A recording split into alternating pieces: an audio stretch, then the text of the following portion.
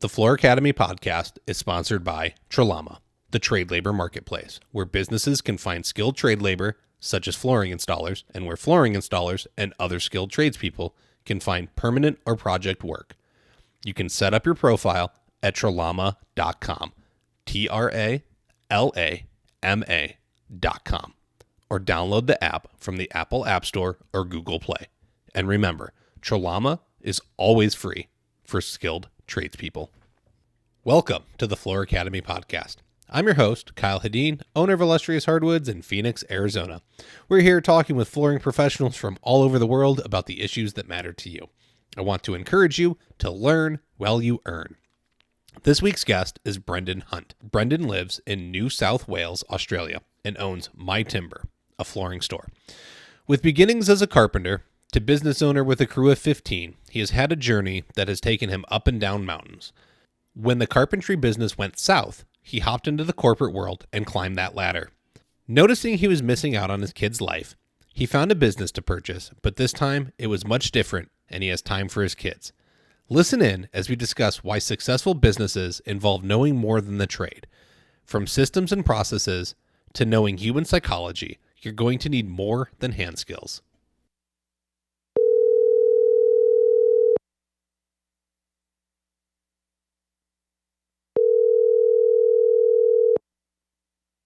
Brendan Hunt, are you on the line? Yes. G'day. How are you? I'm good. Welcome to the Floor Academy podcast. Thank you very much. I love when I get to do these episodes and when people reach out. I love going international. So you are down in Australia. That's correct. On the central coast of New South Wales. Okay. That's the left part of the country, bottom left. I don't know. No, we're pretty much on the east coast. So we're about an hour and a half away from the largest city, which is Sydney. And we're just a coastal region. Okay. You can take the boat over to New Zealand then. Other direction. You've got to go the other way to get to New Zealand. You said east, fly from New west. Zealand. Sorry. Yeah. Yes, got it. I know how to... Wait. Why does this seem backwards to me? I'll have to look at a map and figure this out. Maybe it's because you're upside down. Yeah. No. That's funny. I can't put this together in my head right now. Now I'm baffled. I did have to tell my son that I was talking to somebody in Australia and that I should have you do a video chat and show me the toilet, and he'd get a kick out of that. Yeah, because our water goes the right way. Oh, okay. I think we got something good planned. We've been talking for a minute off recording, and but let's hear who you are, what you do, why you do it, and we'll go from there like we usually do. All right. Well, I'm currently the owner of a retail flooring shop here on the Central Coast. But prior to that, my kind of journey to get to where I was, I started off as an apprentice carpenter and joiner, and worked my way through the different businesses and different levels, from going from a leading hand to a foreman, to eventually owning my own construction business. So I had that for about 12 to 15 years, and mainly focusing on high-end quality fit-out sort of thing. So I targeted a certain client base, and that's where which was in the eastern suburbs of Sydney, which is one of your higher-end property suburbs. Had a few, had a lot of wins, but had a few setbacks during that time. One of them, one financial year, I had two very big clients reneged on paying substantial invoices, which changed my entire way of doing work. I went from a 15-man crew back down to myself, and kind of thought, well, this isn't the direction I want to be going. So had a look at, thought whether the grass would be greener on the other side, and went into corporate for a while.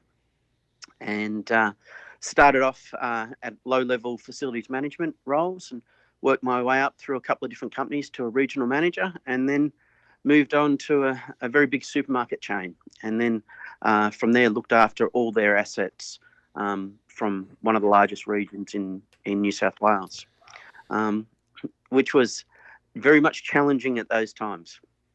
Okay. Well, and go ahead. Sorry. Oh, go ahead. Sorry No, you're good. Yep. Go ahead. Yeah. So very challenging at the time. Then kind of looked at my life and went, I became very much a weekend dad, and realised that I wasn't seeing my kids. And so that meant I would get up of a morning and they'd still be in bed, and by the time I got home, they would have already gone back to bed. So looked at my working career and decided when was I the happiest, and it was back when I owned my own business. So with that in mind, I then decided to make some changes.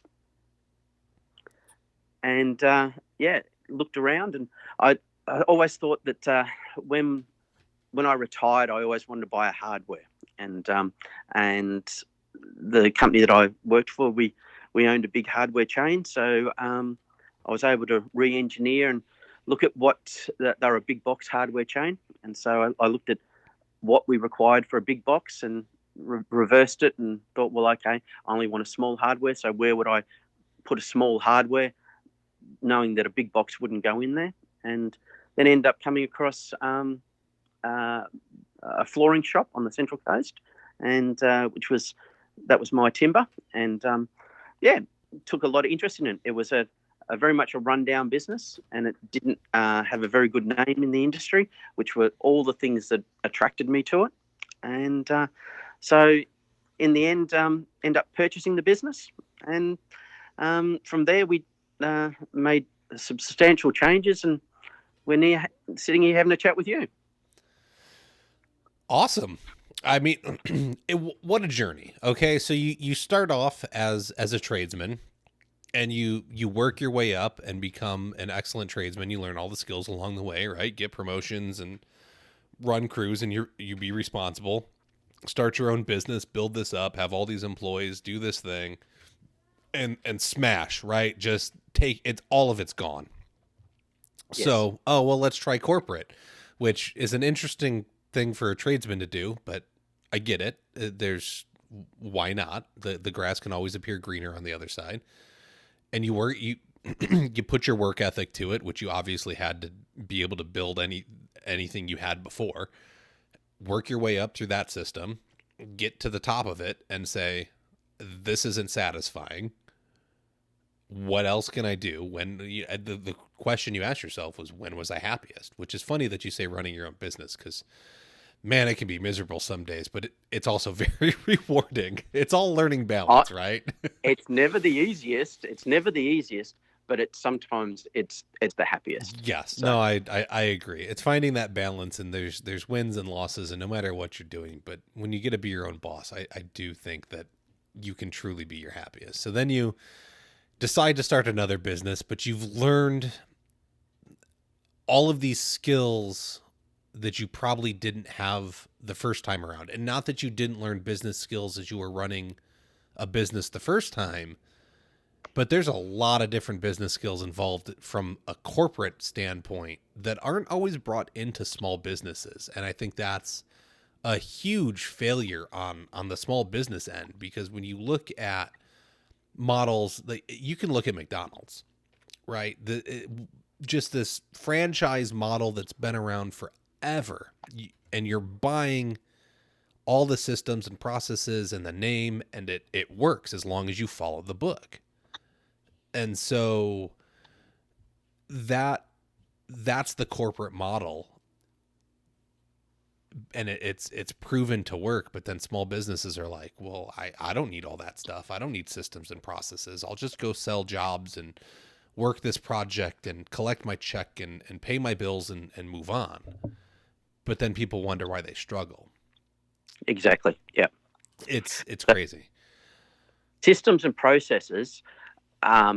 Prior to having this business, I ignored and didn't even think that, oh, that's not for me, that's for big companies. It's not. It's whether you're a one-man band or whether you're a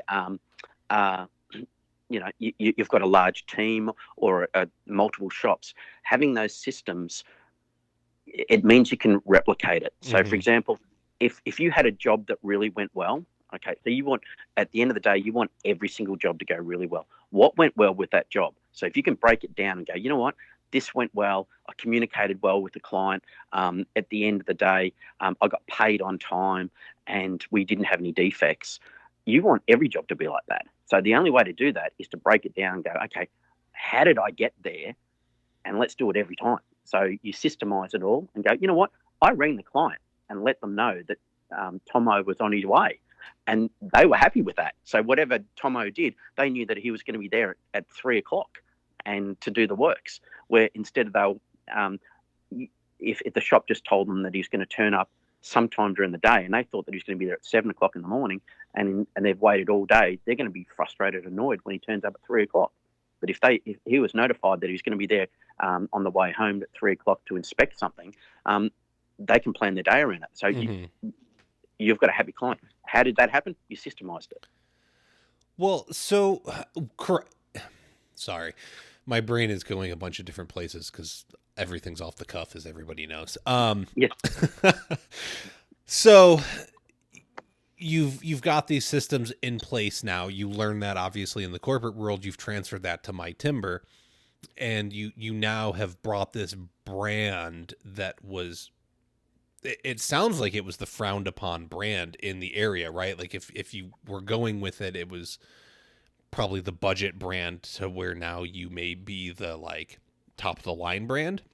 So it wasn't a respected brand, right? Okay. So it had multiple owners. So the original founder and owner was an amazing tradesman, not a very good businessman, right? And if you're standing next to me, I'm pretty much he'd agree with that, right?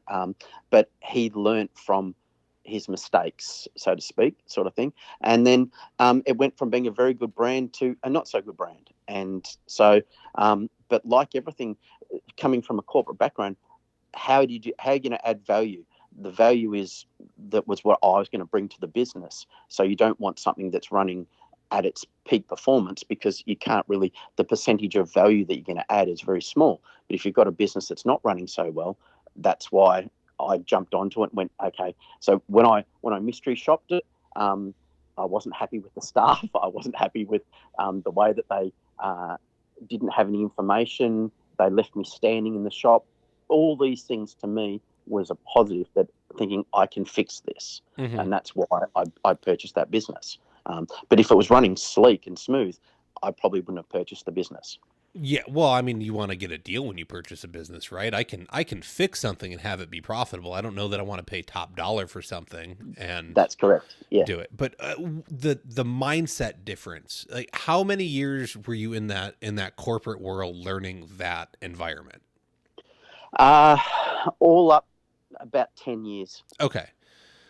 So what is the difference of that education through 10 years from how you were running the framing business to you went in and mystery shopped a store to see if it was even worth purchasing? Those are two different mindsets, but just the knowledge to even have the foresight to be like, I'm not going to sit down and just look at the books.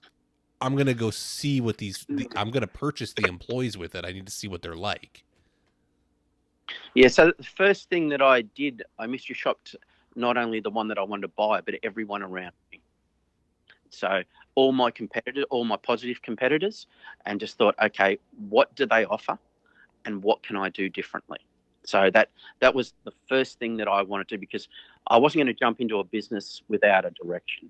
So so we have some of the, here in Australia, we have big chains of flooring shops that a lot of them are combinations, so carpet and hard floors, and they monopolise our industry because they're so large. You know, they've got 30, 40, 80, 100 and something stores Australia wide. So they have buying power and Mm-hmm. a lot of things. And where my timber is, within a 5-minute walk, we have 6 shops. Oh, wow. So it's cutthroat. So I mystery shopped those ones and the ones nearby, right? And looked at the way that the way the shops were set out, to how they reacted to me, what information they had, and did they know anything? So those were the key things that I probably, when I first started to choose why I chose that business, was there was enough items to say, you know what, I didn't have a very good experience in that shop. I didn't have that was shocking. I stood there and waited for someone to come and see me. These are all were key things that I thought, you know what, all we've got to do is improve on that, and we'll get the customer. Mm-hmm. You know, so yeah, it was a lot of research, and before I even looked at products and buying power and anything like that, it was all about what can this work for me? Interesting. It's so applicable because we constantly, we preach on this show and in a lot of the groups that I'm in that there is no competition, right? We need to work and build partnerships with the other installers and vendors in our area. We can help each other out. There's enough work for everybody. But that's not to say that as somebody like me that goes out and doesn't have a shop yet but bids their own projects, I could probably learn a lot by maybe I go to a friend's house and I set up an appointment for somebody to come over there. Because people don't know me. The salesman that comes out to measure that home and do a bid isn't going to know me.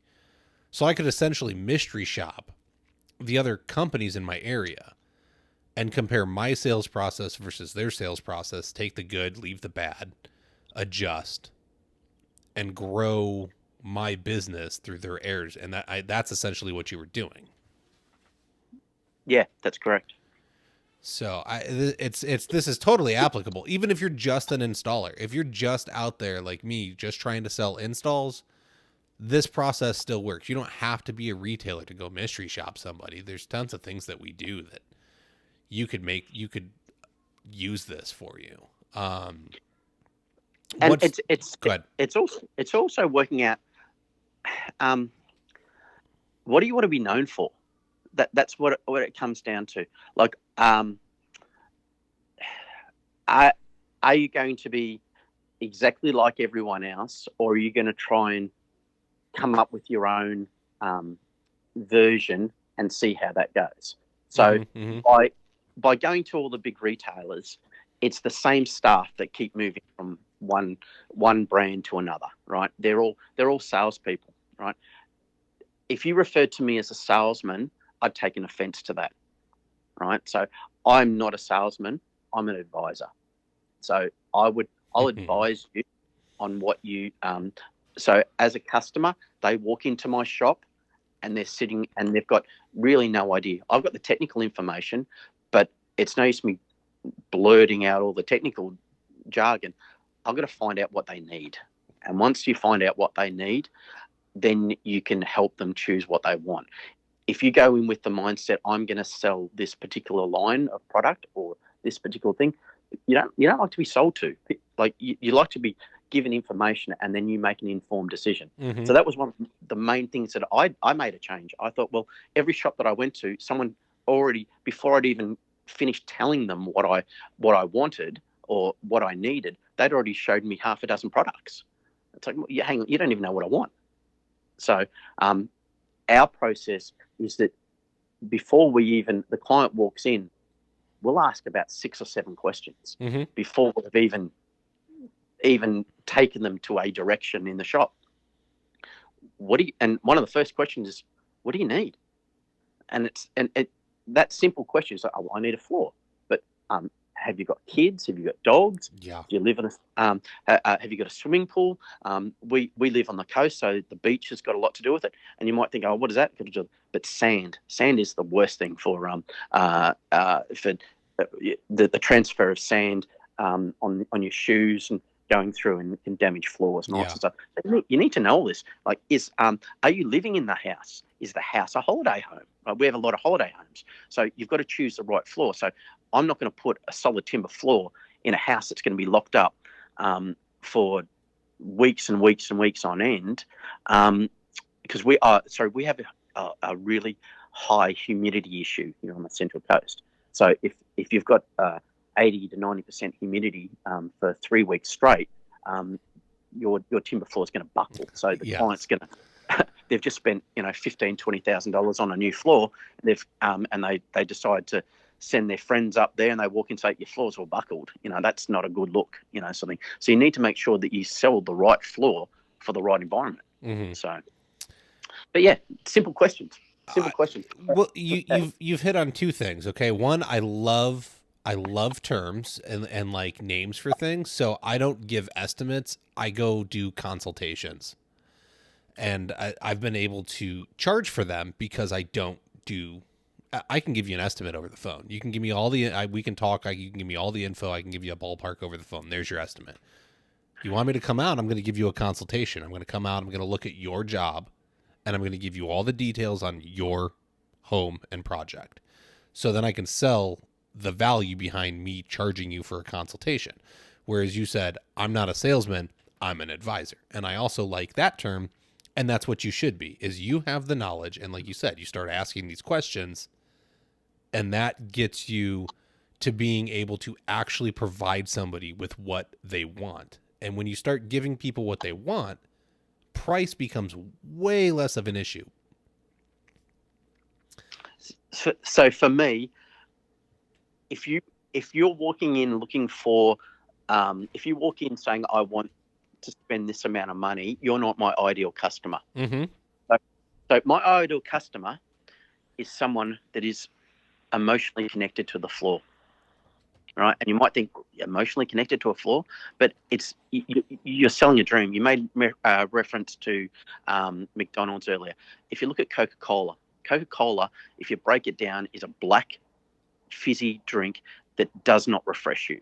But when you first think of Coca-Cola, you think you're buying the image, girls in bikinis, the beach, the lifestyle fun, right? So if you walk in and you start to plan, or if that the client may not even realize that the floor is their largest surface area. So that might be what you need to focus on. So if you're putting in the kitchen in, one of the key things you find out is what's their driver. If the client is a cook or a chef, their kitchen's always going to be the driver. So you focus on the kitchen, and then you go, okay, from the kitchen, this floor will highlight the kitchen. So I've sold them the dream of, and we're still talking about the kitchen, right? But the floor is just going to be the practical. If you worked out that none of that is that they don't have a view, they don't have amazing furniture, they don't have an amazing kitchen, the floor will be the hero.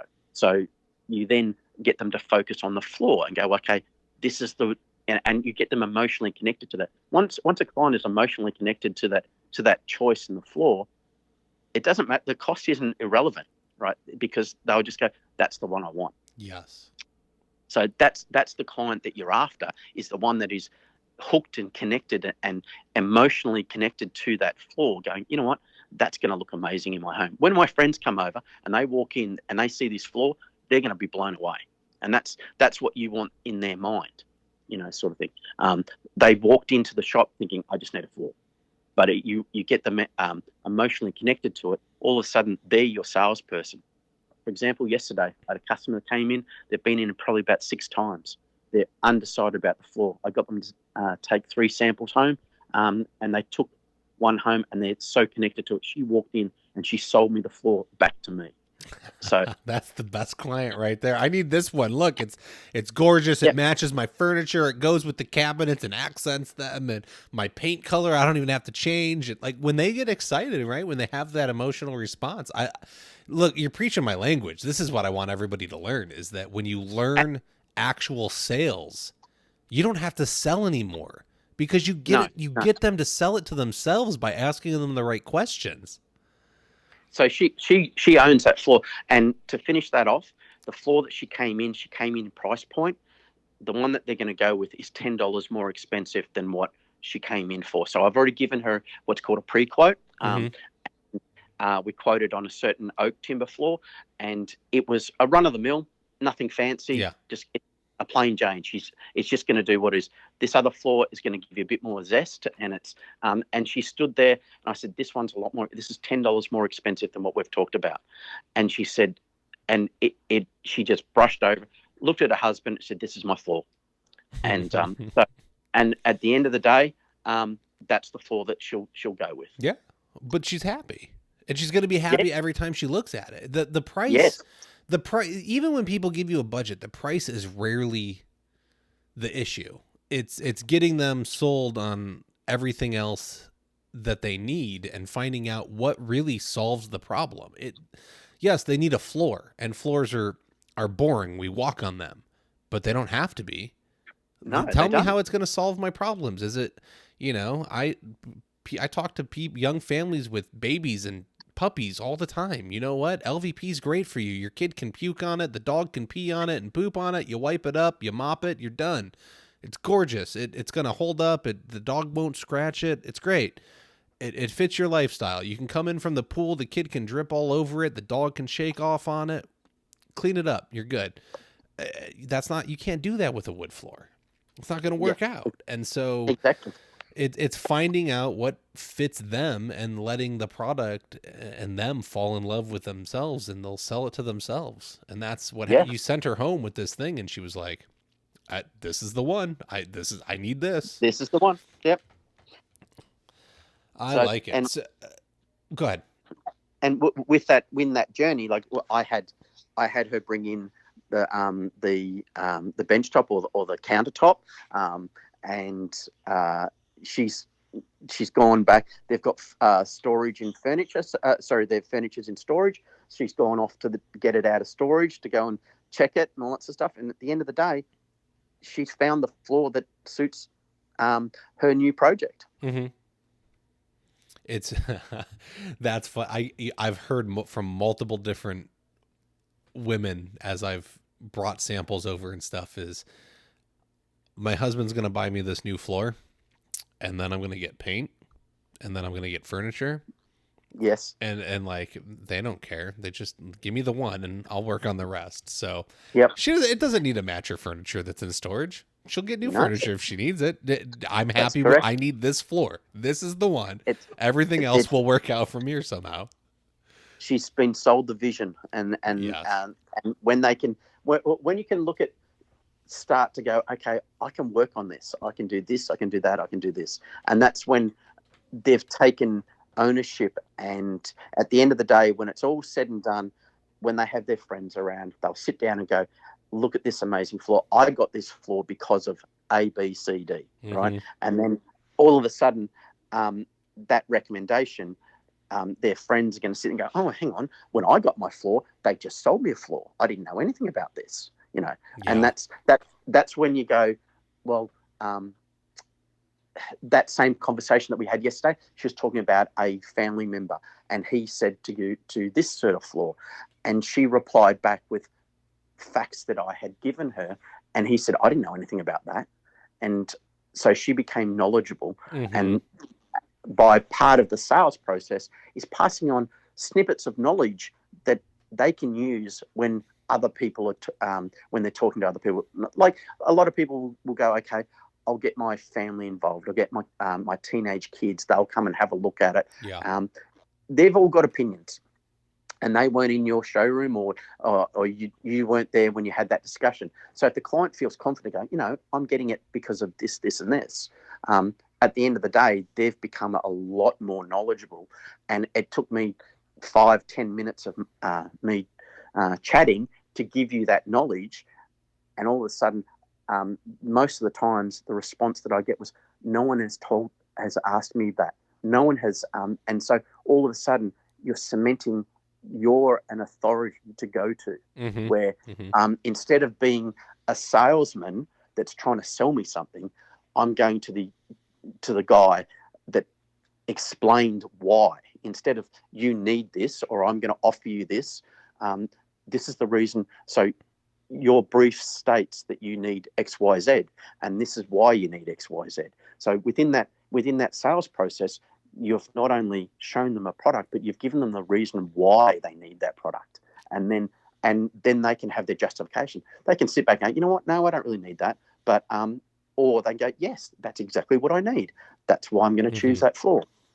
It's you're very similar to my sales process. I want to make people informed and make them the experts so they can make their own decision.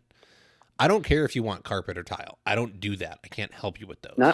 But if that's what fits you, I will give you the information and gladly point you in the right direction of the contractor that can help you. I don't care, because most likely your friend is going to want what I offer, and you're going to say, that's the guy. He's really good. He will help you. He's knowledgeable. He'll point you in the right direction. And it's not wasting my time. Lifetime value of a client that gives you $0 and you've invested an hour into and sends you 2 friends that want you and each sale is $5,000. Amazing return on investment. Amazing. But with that same mindset, if you don't win the job, doesn't mean you don't get further jobs. Exactly. Right. So if you look at it this way, okay, I quoted for Mrs. Jones and I did so much. I gave her so much information, but she went with a cheaper product from Joe's Flooring. Right. That they may not perform at the same way that you would perform, and at the end of the day, that client may sit down and go, you know what, I went with Joe's Flooring. I really regret it. It didn't turn out the way I wanted to. I should have gone with the guy that gave me all the information. I went with the price point. So it does work in your favor. If you base yourself on being the point of knowledge, and you may be more expensive and you lose the sale, doesn't mean you've completely lost any further sales. So, the point of knowledge is, I've got customers that, that I've got people that I didn't actually win the jobs, but I've won. I've had their friends and family come in saying, you didn't do that particular person's house, but they told me to give you a call. Yeah. So it happens, and it's great when it does. I've been going back and forth with the lady the past couple days. I'm the expensive guy. I know that. I'm going to be on the high end. And so we've been going and we've been talking and we've been texting and this, that, and the other thing. And I'm trying to quote her some numbers and get rough prices and things. And the schedule isn't going to necessarily work because she's closing on the house and they don't have a very long lease back period and blah, blah, blah, blah, blah. And a really tight budget. And she's like, currently the best number I have is $459 a square foot for the demo. She's going to have the entire floor painted, the subfloor painted with Kills paint to seal it because apparently there was dogs just peeing everywhere in the house, and the flooring included. And I was like, look, just labor without paint and the paint labor, I was like, I'm $3 a square foot. I can't compete at $459. I'm never going to be able to do it. And I was like, I know you're on a tight budget. I'm happy to explain value to why I'm more expensive, what I'm going to bring to the table. But at the end of the day, I'm not going to hit your price point. And she was like, I appreciate that. I appreciate your time. And that was, by being honest and forward with people, it just saves you a lot of time. It's not. Yeah. But does that mean that she's not going to tell a friend about me and all the conversations we had? No. And so it was worth the time to go back and forth, in my opinion.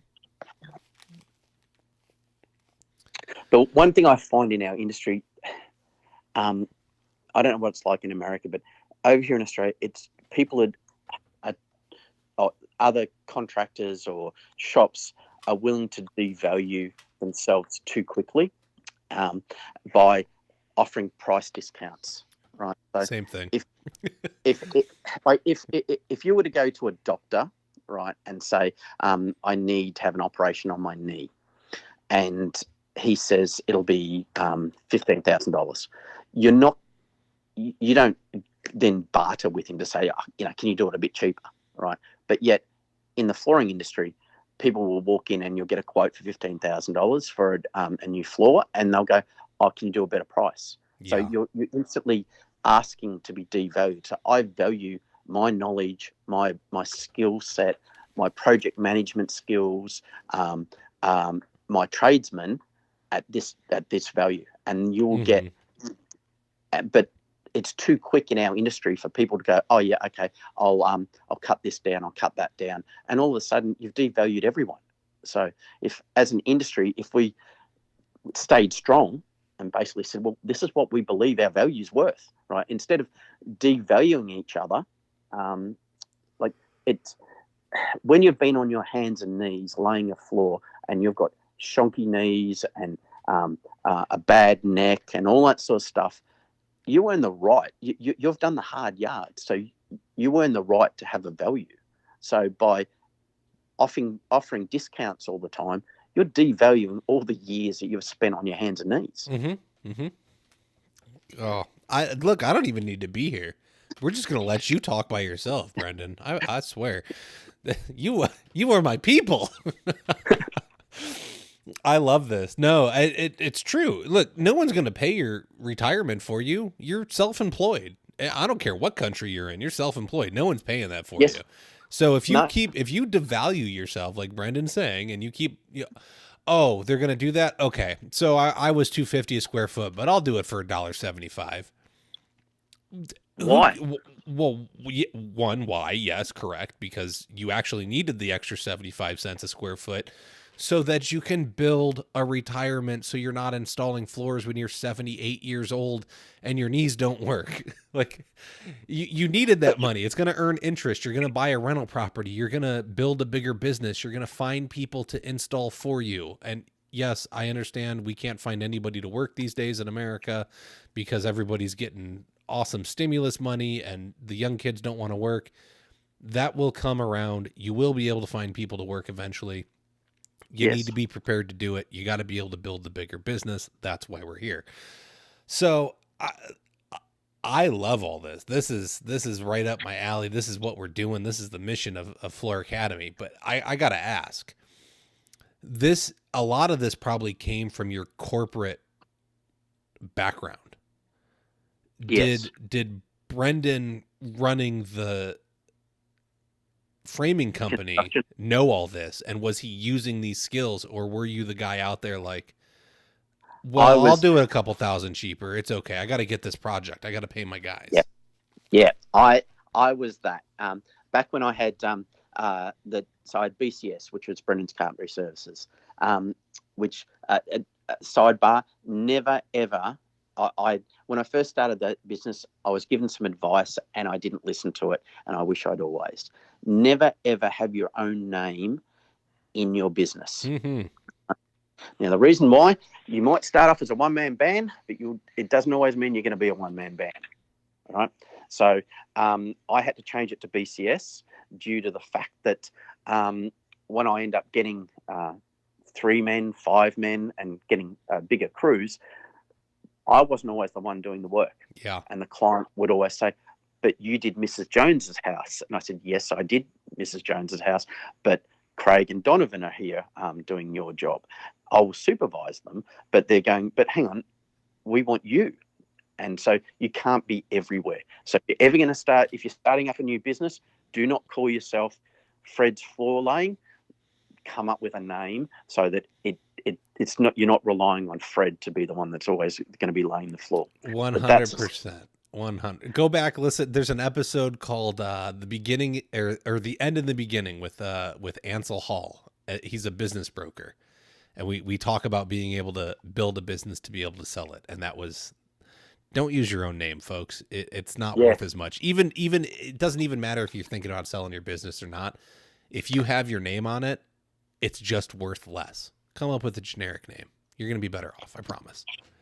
Well, when I sold BCS, it was worth nothing because I didn't have any structure. So BCS was based around me. I was the biggest problem in my own business because everybody, it came to me and everybody only wanted me. So when I went to a business broker to sell it, he said, he contacted all my biggest clients and said, if Brendan was to sell, would you stay on it? And the first thing is, oh my God, Brendan's not leaving, is he?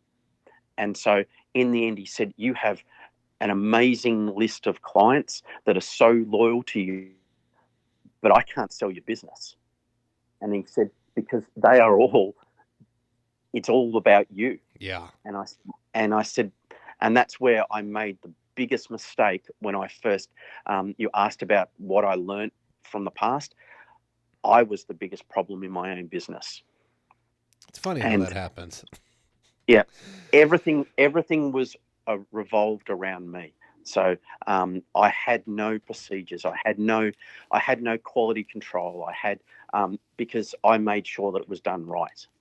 But I didn't have to do everything, and that's where the problems came in. And when you have bigger and bigger teams, you have different sub-foremans and foremans and the supervisors that run the different things.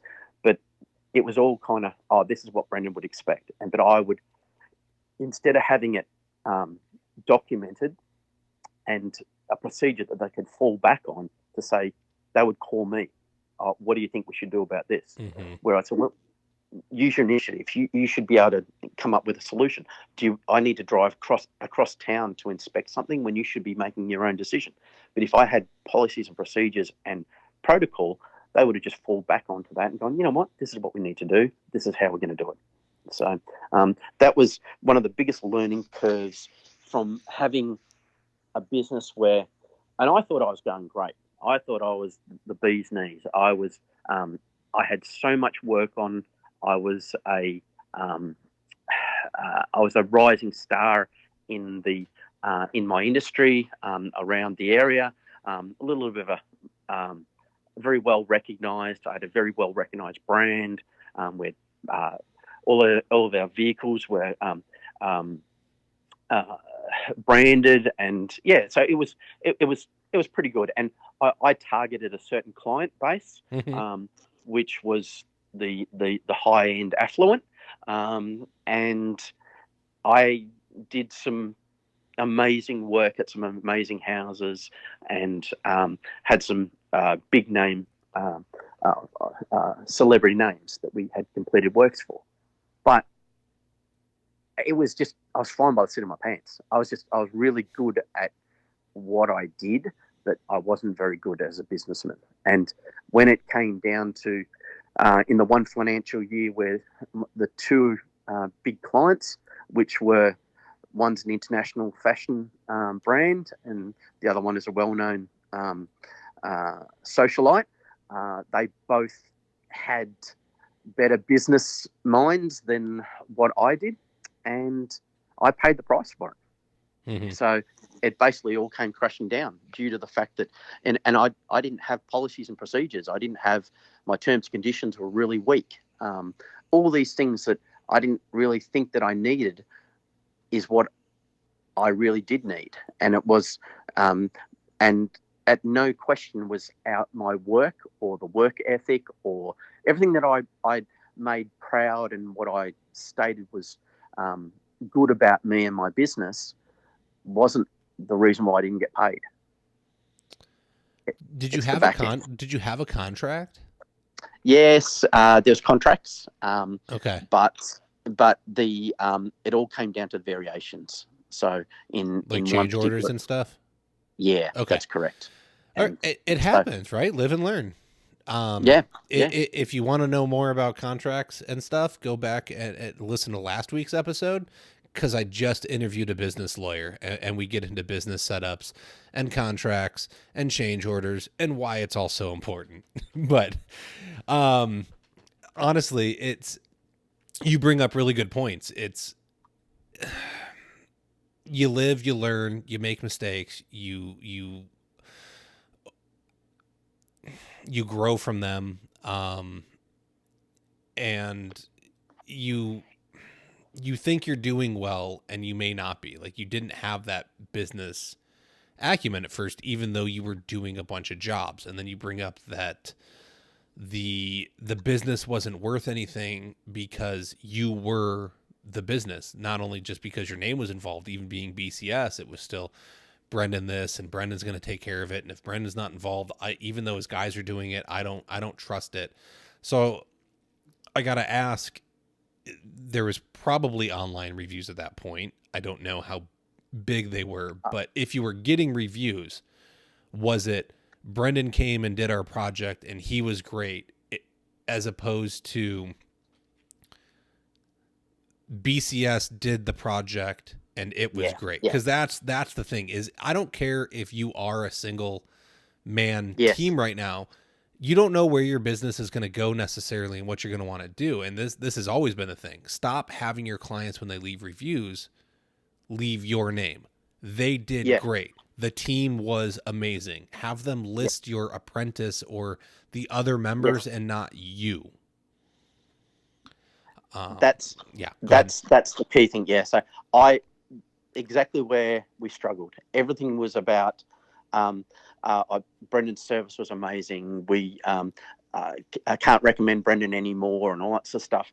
All it was, and that's why I had to then completely change the direction of the business, but it was too late to call it BCS, because BCS meant, it kind of really meant nothing. Just as Brendan's carpentry services, but it was just, but BCS was so this is Donovan from BCS, and the phone calls came through.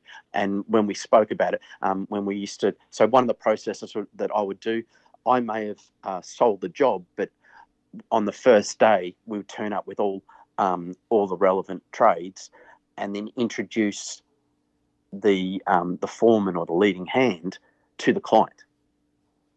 So I would pass on the baton.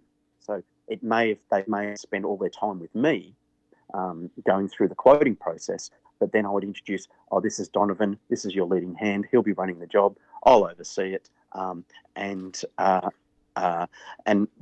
that way, that's how we kind of managed it near the end, but it was too late. Yeah. But that insight plus 10 years of corporate background has built my timber into a better, stronger business. So how do you take you've taken a bunch of failures, and I think you have to fail forward. If you're not failing, you're not learning. If you're not failing, you're not succeeding, right? So that's where it comes down to. If you only learn from your mistakes, you don't learn if you get it right all the time, right? So if sometimes a kick in the guts is the best outcome for anything, right? So you can sit there and go, you know what, man, that I didn't like that. What am I going to do to make sure that doesn't happen again? So, and that's when you sit down, and that's when you do your self-evaluation. That's when you do your analysing and all that sort of stuff. Man, I lost a lot of money on that job. I don't want to ever have to do that again. So what happened and how did I lose that? Sort of thing. And you'll break it down to a few simple little things. Oh man, I missed that on the quote. I missed that on the conversation with the client. The client wanted white stair risers, and I've put matching timber stair risers in, and now I've got to pull them all out and replace it. And that means I've got to get new stair nosings, all this new stock, and that's cost. That's all my profit. And what that came down to is it was the early process of the conversation. I didn't listen. So instead of me giving them opinions, I've got to slow down and let them. Now, what should I have done? Did I write it down properly and say, is this exactly what you wanted? I've been there. I sold a project and they changed the color of the flooring on me, but I didn't update the invoice. And so when I called it into the distributor, I ordered the wrong color, and I went, I picked it all up, I delivered it.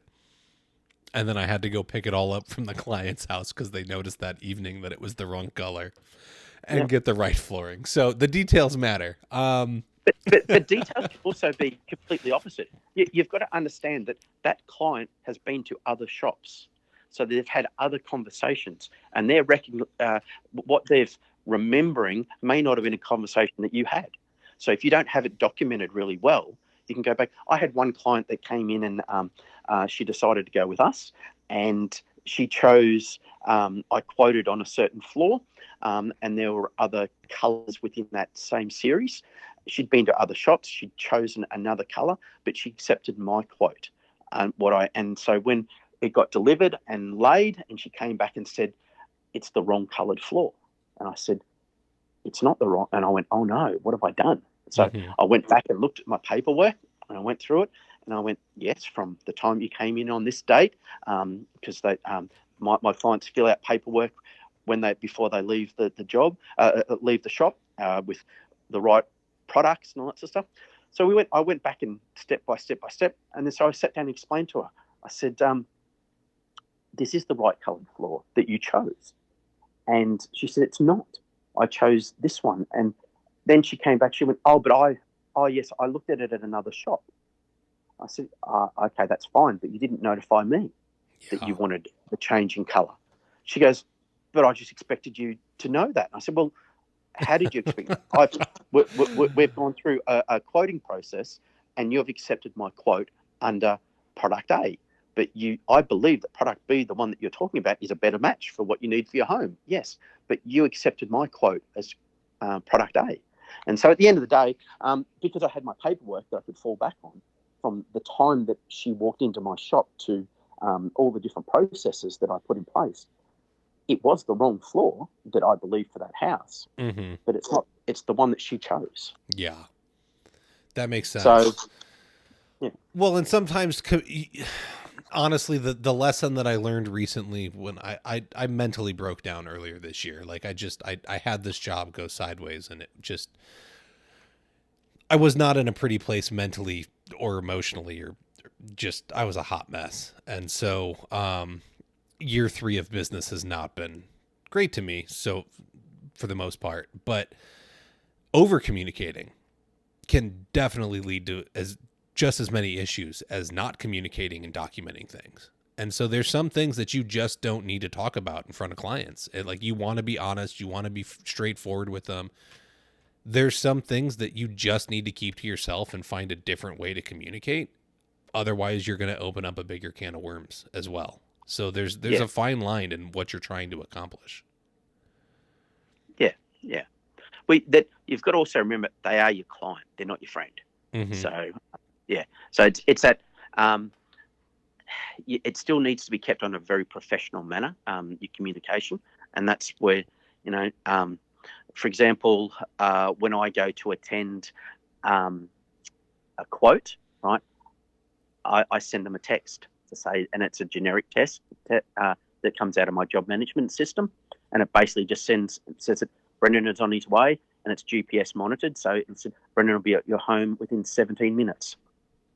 Beautiful. That's amazing how much that they are waiting. They're not sitting there, so they're already in a good place. So I communicated to them that I'll be there in 17 minutes, so that the waiting has disappeared. So I get a better response when I see them when I go to their home. And before I send out a schedule, right? So once the client has accepted the quote and paid their deposit, they'll get a generic email that'll go out to them, which gets populated, and it's got the delivery date, who's delivering it, the day that the installers will be there, the names of the installers, and the time that they will be on site. Right? So it's already sent out to them, so they already know by the time on the day that Mitch and Jared are coming in, right, and they'll be there at 7:00. So automatically they know, which one's Mitch and which one's Jared? Oh, I'm Jared, I'm Mitch, sort of thing. So all of a sudden they've built a rapport with these installers, and that was just through simple communication. Well, you're doing something that nobody else is doing. And I've been told that I win a lot of my projects in Phoenix because I communicate. And it's because other contractors say, I'll be there at 4. They don't show up. They show up at 5. No. They show up at 6. They reschedule. Yep. They don't show up. They come and they measure everything. They don't send a bid. I go to someone's house. I tell you I'm going to be there at 4. I'm reaching out to you beforehand to confirm that we're still on, because I'm not driving across the valley in traffic. I'm not driving across. I'm not wasting my time. Correct. It's fine that you're not there. Correct. Because I've had that happen. I learned that lesson real quick. Yeah. And then I'm going to show up when I tell you I'm going to show up. I don't care if I'm going to be a minute late. As I'm driving, if I'm at a light and I realize that the GPS is saying I'm going to be a minute late, I will reach out and text that person and say, I'm sorry, I'm running a couple minutes behind schedule, just to communicate. then we go through the whole process. We measure everything. We bid it. I'm leaving and I'm telling them, I will have this off to you tonight, or I will have this, I have some things going on. I got to take my kids to an event or whatever. I'll get this to you now. Because there's people that wait 3, 4, 5 days, a week for a quote. I've heard of people waiting a couple weeks for a quote and then reaching out, and the people can't even find the paperwork for it, nor do they remember them. So it's easy to make yourself stand out and succeed. You just do what you say you're going to do and be a man of your word or a woman of your word. It'll separate you from, probably 75% of the pack. And this comes down to, no matter what business you're in, you've always got a competitor, right? And there's always a big brother, right? So meaning there's always a bigger competitor. Mm-hmm. They're the ones that aren't doing this, right? So what when people ask me, well, you've got so many shops on your doorstep, right? How the hell do you survive? My response is, well, I do things different.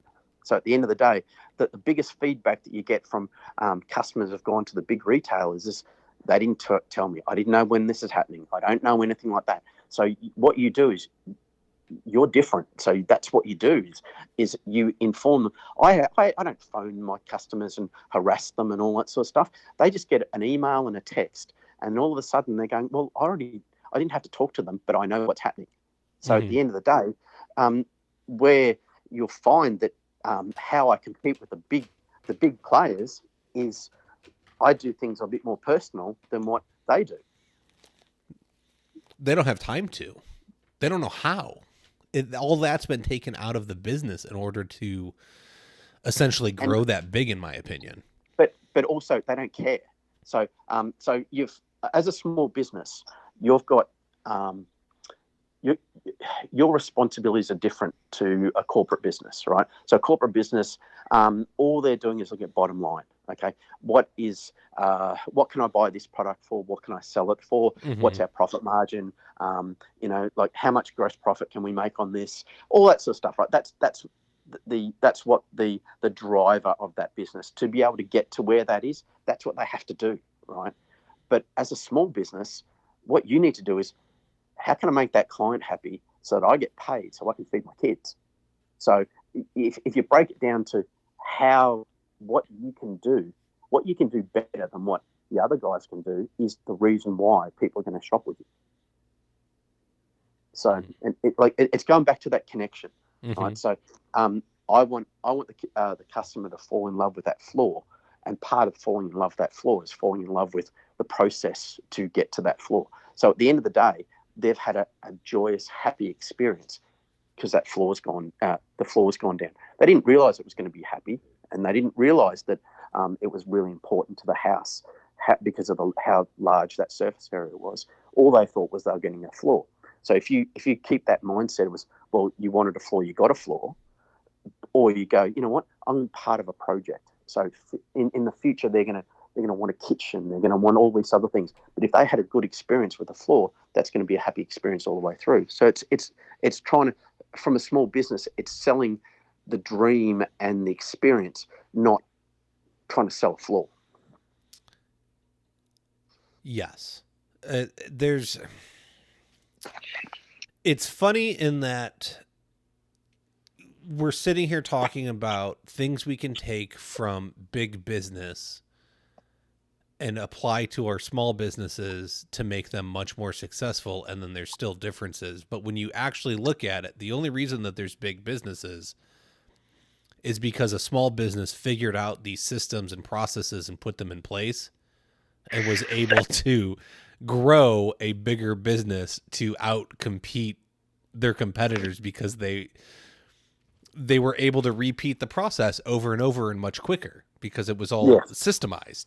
And so it's like everyone gets driven nuts by Target and Walmart and Home Depot and Lowe's. And I don't know what the equivalent is in Australia, right? Like all the big box stores, right? I'm sure there's some kind of equivalent there. Yeah. And you go, there's no customer service. You walk in, it's some 16-year-old kid telling you how plumbing works. All he did was watch videos in the back. He doesn't know how plumbing works. He's making it up. Yeah.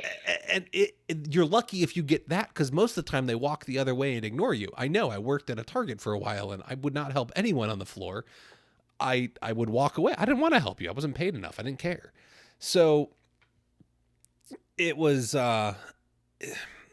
you make sacrifices through the systems and processes, and I think there's a fine line of being able to be efficient while still maintaining that small business feel. And I don't know what the size is, or the employees, or the gross revenue. I don't know if there's a number or anything like that. It could just, maybe it's culture based. But I think if you want to be successful, you've got to have the systems and the processes, and you've got to understand how to sell well. The trades part is easy, in my opinion. We've all got that down. That's why we're here. Yeah. We've got to learn the other half of it. And this is something that should have been done from the beginning. We should be out there teaching people the trade along with the business. The reason your employees want to leave, the business skills, yeah. Yeah, well, the reason your employees want to leave is because they don't understand what you're putting into it. What do you have to hide? If you're hiding your numbers from your employees, I think you have bigger problems. Because why do you need to hide your numbers from them? If you're paying them fairly and you can explain how the business works to them, you don't have anything to hide. No. So these are. I think it's one of the things with the learnings of. We have apprenticeships over here, and they'll teach you the skills on how to do it. But you've got to also realize that you may not always be an employee.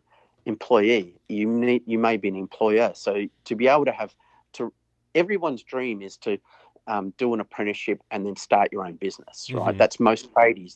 That's the direction. If you ask it when you're if you're an apprentice carpenter or an apprentice plumber or anything like that, what do you want to do? I want to have my own business. So, yeah. But they're never taught during that learning curve of how to be a plumber or a carpenter or a bricklayer, how to become a business person. And then if you become a business person, you later in life, when you decide to go out on your own or start your own shop or whatever you're going to do,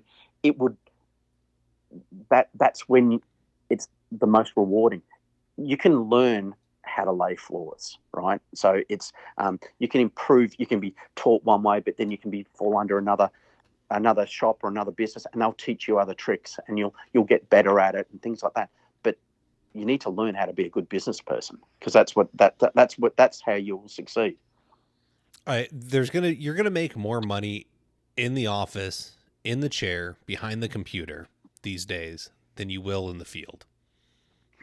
That's my story, and I'm going to stick to it. I don't care how good you are in the field. If somebody is better at the sales and marketing of their business and they're a hack, they will make more money than you. Yeah. So it all goes hand in hand. But we've got to get these skills out there to the younger generation. You wonder why everyone wants to run off and they want the big check. Well, they're not going to know what to do with the big check because no one's teaching them. And then you wonder why we can't find any help and prices are so low, because all they ever did, they ended up in a position where they needed to get a check because they got to feed their 2 kids and their wife and keep a roof over their head. So yeah, they got to lower the bid because they don't understand that, like Brendan said before, it's not based on price. Rarely ever is it a price thing.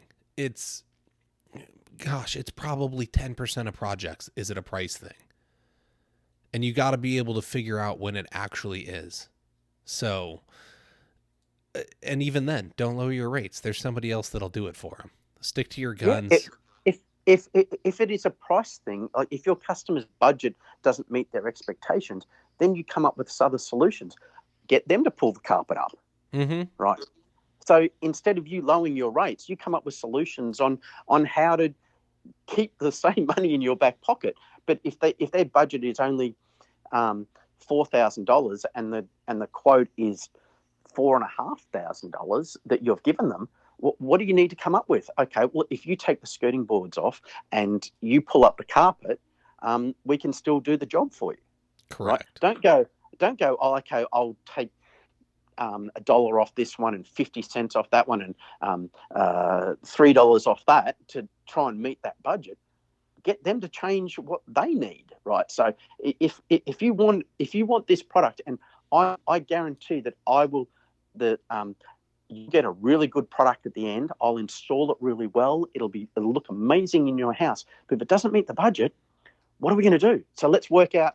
Okay, well then we're going to put we're putting brand new skirting boards down, or what do you call skirting boards? You call that's baseboard. Baseboards. Yep. So we're going to put new ones down. So if you take them off, that'll keep the costs down. And if you damage them, there's no skin off my nose, so to speak. So it's kind of like, so if you get them to make to meet the budget, is if they do some work, or they say, oh, I don't want to do that. Well, then you go back. You've given them the option that you could have saved your money to meet the budget, but it's not. They don't have the time. Well, then, okay, well, I have the time and the effort and the ability, so you have to pay for that. You're building the value behind it. You're showing them why it is what it is. I'm sorry, I have to come in. I have to remove it. I have to load it into a truck. I got to take it to the dump. I have to unload it. If you want to deal with all that, you can save the money. Old carpet that is full of dust and body hair and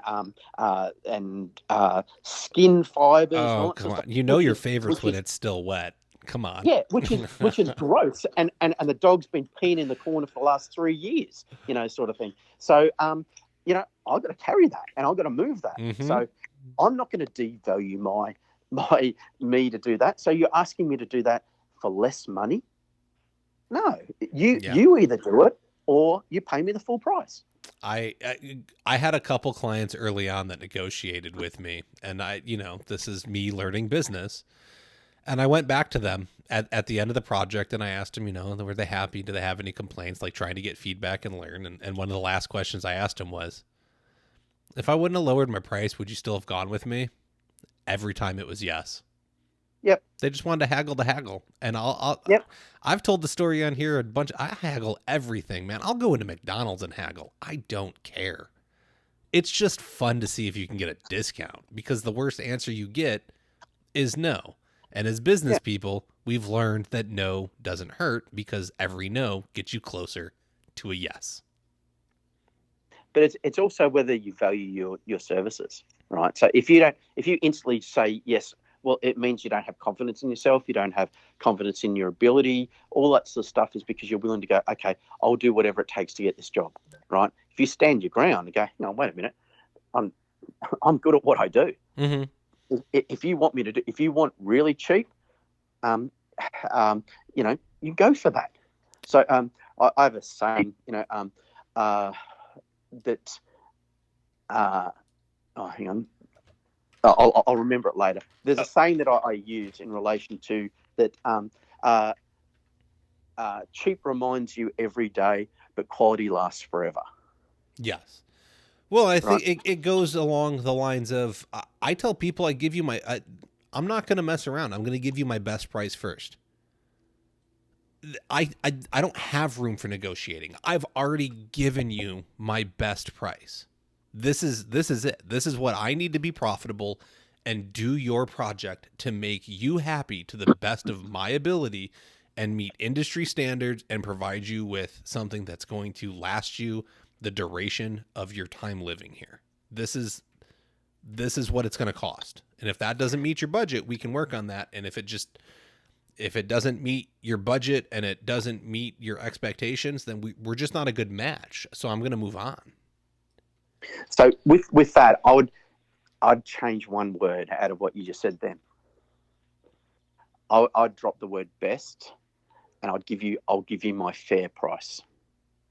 Okay. right? So best relates to, oh, okay, so there was wiggle room. So you could have been up or it could have been lower. You know, what happens if it's not your best price? So if you go for your cheapest price, I'll give you my fairest price, right?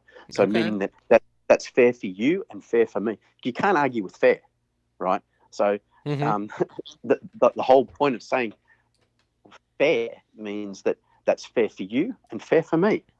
I've got to put food on my table. I've got to pay my rent. I've got all my insurances and all that sort of stuff. This is what I need to do that. So Mm-hmm. here's my fair price. Yeah.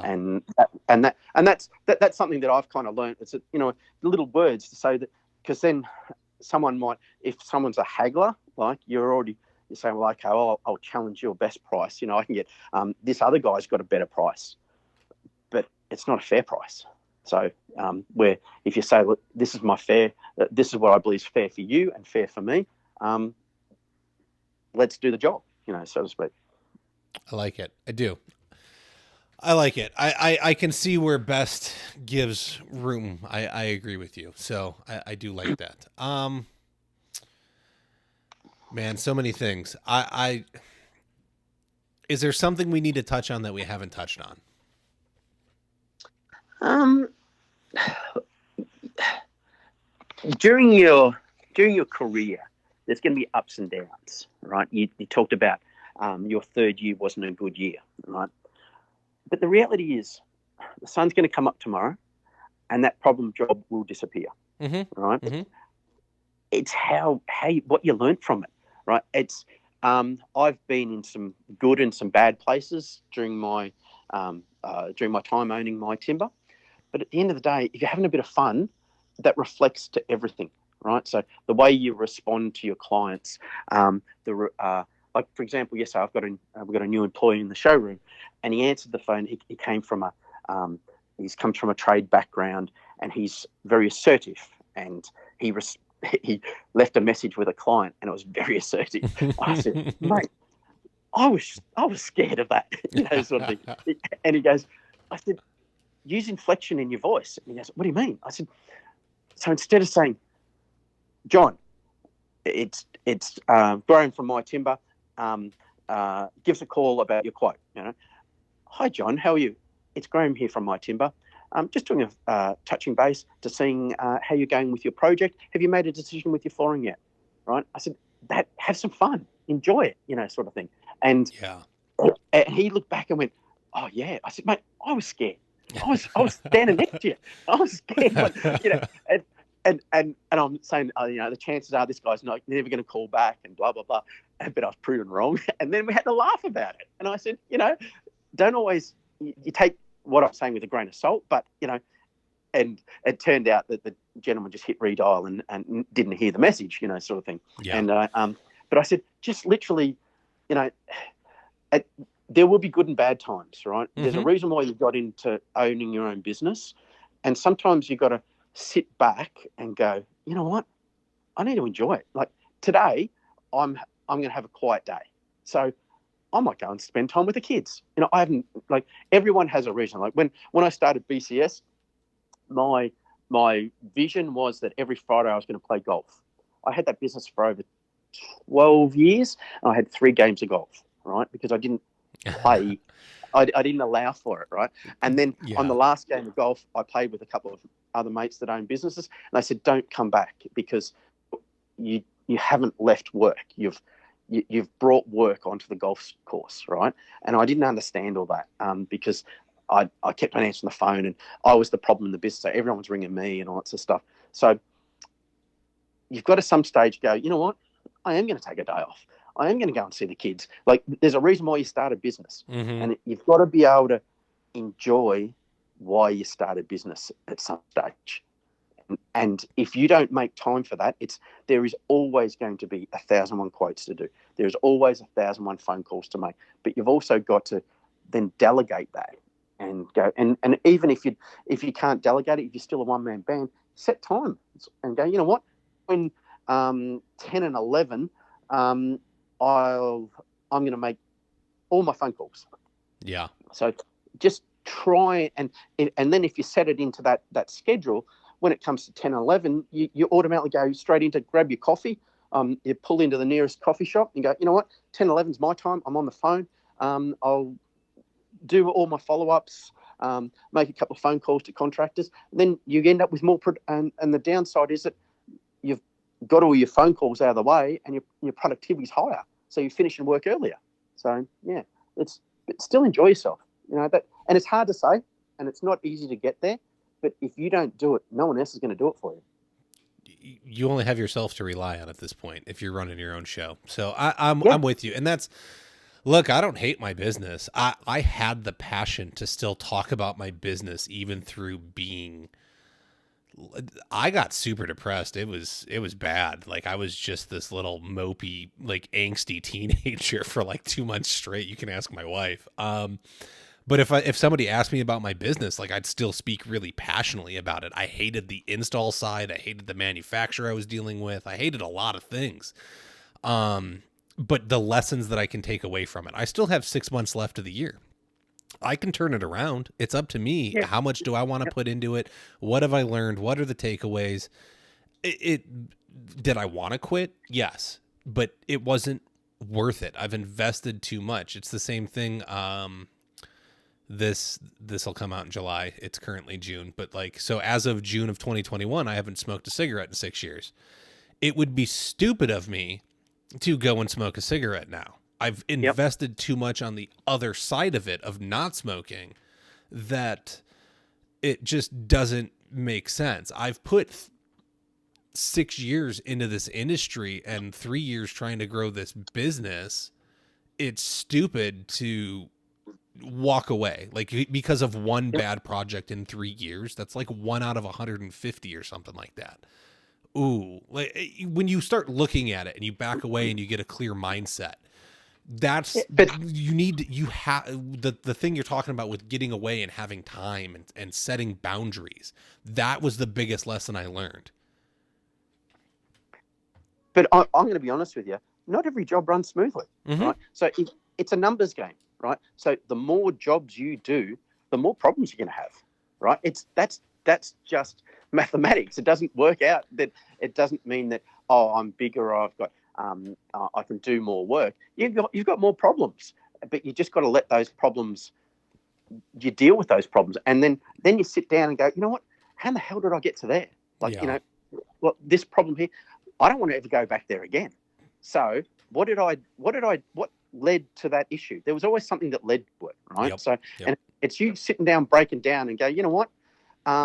It was because the three-legged dog walked in front of the ute, and that's something you've got no reasoning why that happened, right? So you sit and go, okay, well, it went bad because there's something out of my control. I really can't do too much about that, but what I can control is what I've done, sort of thing. So you sit there and go, okay, well, where did this go? Why did it go pear-shaped? And at the end of the day, you sit down and break it down and go, you know what? It went because of this, this, and this. And it'll be a couple of simple items. It'll never be one. It'll always be a lot of little ones that roll into to form a big one. Yeah. So you sit and go, okay, out of those 3 items that went pear-shaped, you know what? I had no control over 2 of them, right? So, but I can control 1 of them. So I'll make sure that never happens again. And if I can see it happening again, what am I going to do? I'm going to put the brakes on and go, whoa, hang on. If I'd rang Mrs. Jones and said, hey, I've realised I've underquoted on this job big time. Is there any room for negotiation, sort of thing? And they might go, oh, yes, we've got other quotes, and yours was like $3,000 less than the other ones. Well, there's a reason I made a mistake, And where do you learn from that? You might put errors on your quote. It might say you have to seek some legal advice and say, okay, if I make a mistake on a quote, what do I need to put on a quote to protect me, so that I can go back and say, well, there was an error made, and it could be 3 letters that needs to be put on the bottom of your quotes. Tidy up your terms and conditions on your quotes, all that sort of stuff, and then all of a sudden, and you might change the word to, I supply a pre-quote, and then a quote.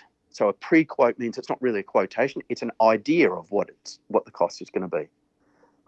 I like it. It's hindsight's 2020, right? I mean, that's essentially what we're getting at. You're going to live, you're going to learn, your business is going to evolve. It's going to take time, and that's you're But not going to knock them failing all out is of the park. failing is where you're learning. Exactly. Failing is where you're learning. Like Correct.